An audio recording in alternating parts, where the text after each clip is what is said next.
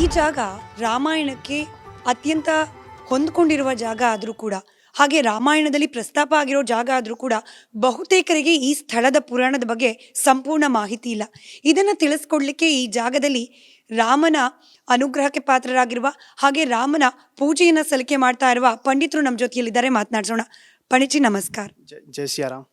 ये तो राजा दशरथ महाजी के समाधि स्थल है, लेकिन बहुत सारे लोगों को जानकारी नहीं है इस स्थल के महिमा के बारे में। बता सकते हैं आप? सबसे पहले हम आपको ये बताना चाहेंगे, जितने दर्शनार्थी श्रद्धालु बाहर से आने वाले हैं उन्हें केवल इतना ही पता है कि अयोध्या में श्री राम जन्मभूमि, हनुमानगढ़ी, कनक भवन, दशरथ महल, सरजू स्नान आदि मंदिरों का दर्शन करने के बाद ही वापस चले जाते हैं। उनको और जो और भी पौराणिक स्थल हैं हमारे वहाँ नहीं पहुँच पाते हैं।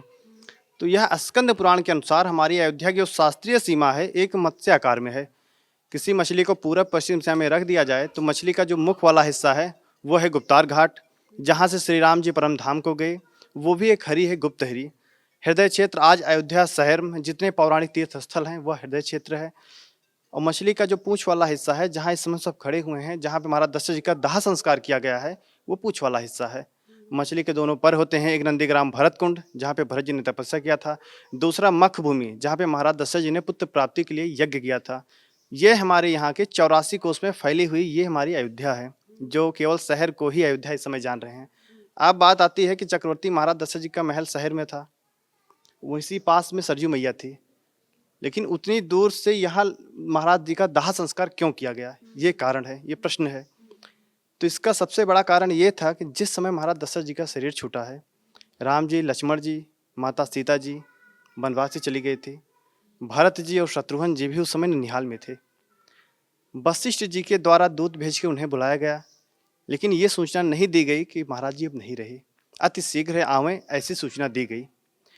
भरत जी सुनने के बाद भरत जी जब अयोध्या प्रवेश करते हैं तो बताते हैं कि अयोध्या प्रवेश करते समय हमारे वहाँ बहुत भव्य भव्य द्वार होते थे, उसमें सभी राजाओं की प्रतिमाएं होती थीं जो राजा हो चुके थे।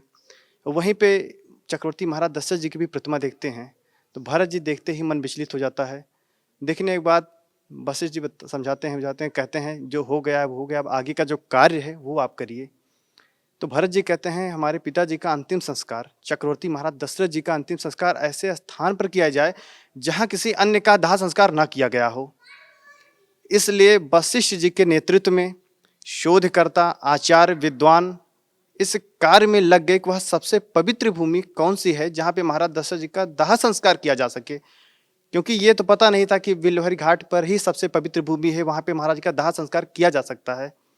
इसलिए महाराज जी का दाह संस्कार के लिए पूरे नौका में सरसों का तेल डाल के शरीर को उसमें रखा गया, जिससे शरीर सुरक्षित रह सके। और आदि आचार्यों, विद्वानों, शोधकर्ताओं के द्वारा यह कार्य शुरू हो गया कि सबसे पवित्र भूमि कौन सी है। शोध करते करते जब यहाँ पर पहुँचे, जो बिल्हरी घाट के नाम से अयोध्या हमारे 7 हरियाँ हैं, गुप्त हरी, चंद हरी, पूर्ण हरी, ऐसे करीब 7 हरियाँ हैं। ये बिल्हरी घाट है जहाँ पे महाराज दशरथ जी का दाह संस्कार किया गया है। और दाह संस्कार करने के लिए हमारे हिंदू सनातन धर्म में जब किसी का दाह संस्कार किया जाता है तो पहले चिता में 4 खूंटे लगाए जाते हैं, लेकिन यहाँ पे महाराज दशरथ जी को केवल 3 खूंटे की ही पवित्र भूमि मिली थी जहाँ पे किसी का दाह संस्कार नहीं हुआ था। एक खूंटा ऐसा था जहाँ किसी न किसी का पहले से दाह संस्कार हो चुका था। ये सूचना भरत जी के पास गई। भरत जी का जो स्थान शुद्ध नहीं है, कोई बात नहीं, उसके स्थान पे भरत जी ने अपना हाथ लगा के उस जगह को शुद्ध किया। उसके बाद फिर महाराज दशरथ जी का यहाँ पे दाह संस्कार किया गया। ये मुख्य कारण था जिससे शहर से इतनी दूर महाराज जी का दाह संस्कार किया गया। अब उसके बाद किसी का अंत्येष्टि कर देने के बाद उस जगह पे कुछ नहीं बचता है। और अगर त्रेता युग से अगर वैसे आज छोड़ दिया जाता तो आज ये बताने वाला कोई नहीं होता कि महाराज दशरथ जी का दाह संस्कार कहाँ पे किया गया है। इसीलिए उसी स्थान पे प्रतीकात्मक रूप से समाधि स्थल बनाई गई हैं, जिनके ऊपर चारों भाइयों के चरण पादुका हैं, पिंड वेदी है, गुरु वशिष्ठ जी के चरण चिन्ह है, और ये प्राचीन अस्त्र शस्त्र हैं जिसमें आज तक जंग नहीं लगा है। और ये महाराज दशरथ जी की मंदिर है जिसमें महाराज दशरथ जी का विग्रह है, बगल भरत और शत्रुघ्न जी विराजमान है और उनके बगल गुरु वशिष्ठ जी हैं। और तो यहाँ पे राम की मूर्ति नहीं है। उस समय राम जी, लक्ष्मण जी वनवास चले गए थे। और यहाँ का सबसे बड़ा महत्व ये है कि दशरथ समाधि स्थल पर अगर कोई दर्शन पूजन करता है, शनि ग्रह जो आपको पता होगा, शनि की 7.5 अढ़ैया महादशा अगर किसी के ऊपर चल रही है तो यहाँ दर्शन पूजन करके दशरथ कृत शनि स्तुति का पाठ करने से शनि जी की विशेष कृपा होती है, जिसका वर्णन पद्म पुराण में है। पद्म पुराण में नमः कृष्णाय नीलाय सिद्धकंठ निभाय चा, नमः कालाग्नि रूपाय कृंता चा वै नमः, ये श्लोक है जिसका पाठ किया जाता है, उसके द्वारा शनि जी उस पर सदा अनुकूल रहते हैं, उसे कभी अशुभ फल नहीं देते, जिसका वर्णन पद्म पुराण में है। धन्यवाद, बहुत बहुत धन्यवाद. जय सिया राम।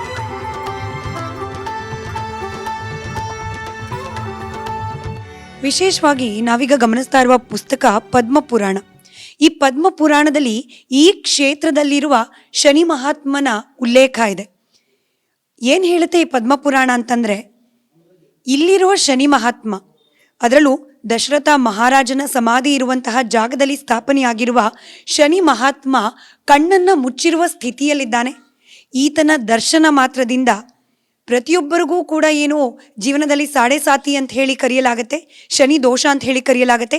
ಆ ರೀತಿಯ ಯಾವುದೇ ದೋಷಗಳಿದ್ರೂ ಕೂಡ ಸಂಪೂರ್ಣವಾಗಿ ಇಲ್ಲಿನ ಶನಿ ಮಹಾತ್ಮನ ದರ್ಶನದಿಂದ ಆ ಒಂದು ದೋಷದಿಂದ ಮುಕ್ತರಾಗ್ತಾರೆ ಅನ್ನೋದನ್ನ ಪದ್ಮ ಪುರಾಣದಲ್ಲಿ ಉಲ್ಲೇಖ ಮಾಡಲಾಗಿದೆ.